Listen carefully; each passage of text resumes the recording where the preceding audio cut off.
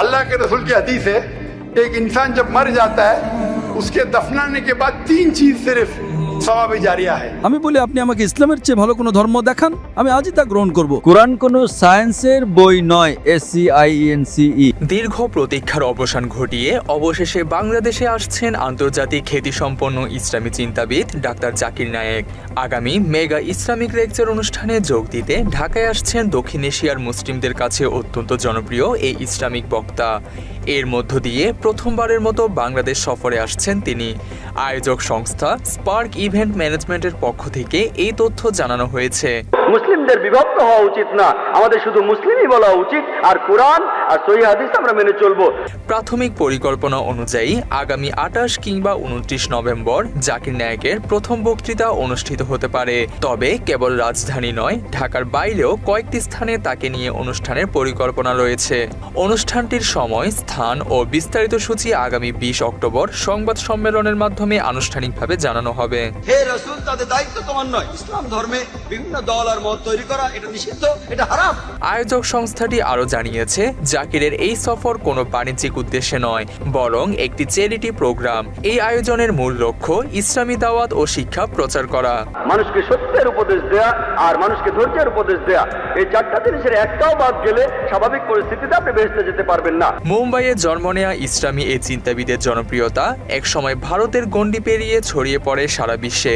পেশায় একজন ডাক্তার হলেও তিনি নিজেকে সম্পূর্ণরূপে উৎসর্গ করেছেন ইসলাম ধর্ম বিষয়ে গবেষণা ও প্রচারের কাজে। তার মতে ইসলাম কোনো অন্ধবিশ্বাস নয়, বরং এটি যুক্তি, বিজ্ঞান ও বাস্তবতার সাথে সামঞ্জস্যপূর্ণ জীবন ব্যবস্থা। বেহেশতে যেতে হলে ঈমান থাকতে হবে। সবগুলো ইসলামের কথা বলেছি, একজন সৃষ্টিকর্তা আছেন, নবী রাসূল আছেন, তারপর পরকাল আছে, কিতাব আছে। ইসলামিক রিসার্চ ফাউন্ডেশনের মাধ্যমে তুলনামূলক ধর্ম বিশ্লেষণ বিষয়ক বক্তৃতার জন্য বিশ্বজুড়ে পরিচিত তিনি।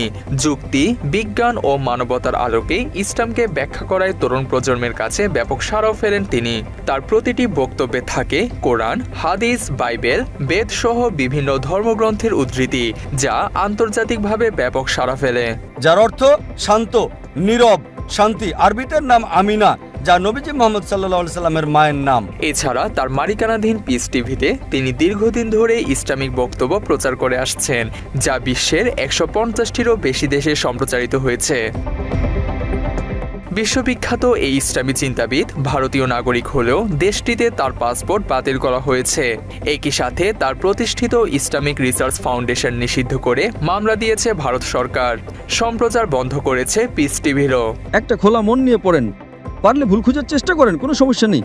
আপনি যত বেশি ভুল বের করার চেষ্টা করবেন, আমি তত খুশি হব। মাত্র 30% টাকায় জমির মালিক হয়ে নতুন বাংলাদেশের গড়ে তোলার স্বপ্ন দেখা বাংলা বসতি।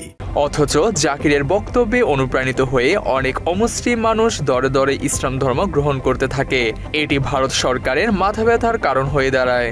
তাই তার বিরুদ্ধে অনুসন্ধানে নামে দিল্লির গোয়েন্দারা। জাকিরের প্রতিষ্ঠানের মাধ্যমে বিদেশি বিনিয়োগের নামে দেশকে অস্থিতিশীল করার পায়তারা চলছে বলেও অভিযোগ করে ভারত সরকার।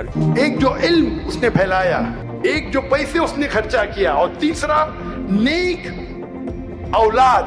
এছাড়া 2016 সালে ঢাকার হরিয়ালটিজার হামলার পর ভারতীয় গণমাধ্যম দাবি করে হামলাকারীরা জাকির নায়েকের বক্তব্যে অনুপ্রাণিত হয়ে এই কাজ করেছিলেন। এই অজুহাতে কফিনে শেষ পেরেক পুঁতে দেয় নরেন্দ্র মোদী সরকার। ভারতে নিষিদ্ধ করা হয় তাকে। একই সাথে সে সময় তিনি রোষানলে পড়েন হাসিনা সরকারেরও। তাই ভারত সরকারের দেখাদেখি সেই সুযোগে বাংলাদেশ সরকারও পিস টিভির ডাউনলিংক অনুমতি বাতিল করে দিয়েছিল। অভিযোগ আছে মূলত ভারতের নির্দেশে এই সিদ্ধান্ত নিয়েছিল হাসিনা। জাকির নায়েকের বাংলাদেশে আগমনকে স্বাগত জানিয়েছে দেশের সর্বস্তরের মানুষ। বিশেষ করে ধর্মপ্রাণ মুসলিমদের মাঝে এটি নিয়ে বিরাজ করছে ব্যাপক উৎসাহ। অনেকে তার সাথে দেখা করার ইচ্ছাও পোষণ করেছেন। ডক্টর জাকির নায়েক আমাদের জন্য সবচেয়ে বড় খুশির সংবাদ। তাকে যেন পর্যাপ্ত পরিমাণ নিরাপত্তা এবং তার সর্বাধিক যেন সবকিছু গভর্নমেন্ট থেকে সাপোর্ট দেওয়া হয়, সেটাই আমরা কামনা করি। আমি একজন বাংলাদেশি এবং একজন মুসলমান হিসেবে বলতে চাই, এবং বাংলাদেশ ফটো জার্নালিস্ট বিভাগীয় কমিটির পক্ষ থেকে বলতে চাই, আমার ভালো লাগছে। আমার ওনার যে বক্তব্য, এই বক্তব্যটা আমার খুব ভালো লাগে। আমার ব্যক্তিগতভাবে ভালো লাগে, একজন মুসলমানের সন্তান হিসেবে ভালো লাগে। আমি ওনাকে বাংলাদেশের সুস্বাগতম জানাচ্ছি। পতিত আওয়ামী লীগ সরকারের আমলে শুধু জাকির নায়েকই নয়, দেশের আলেম ওলামাদের উপরও চলেছে নানামুখী নির্যাতন। দিল্লির প্রেসক্রিপশনে চলা হাসিনা একের পর এক ইসলাম বিরোধী সিদ্ধান্ত নিয়ে গেছে।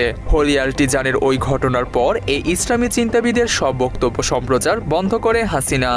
এর মধ্য দিয়ে তিনি বিশ্বে প্রতিষ্ঠিত করে বাংলাদেশে জঙ্গি আছে।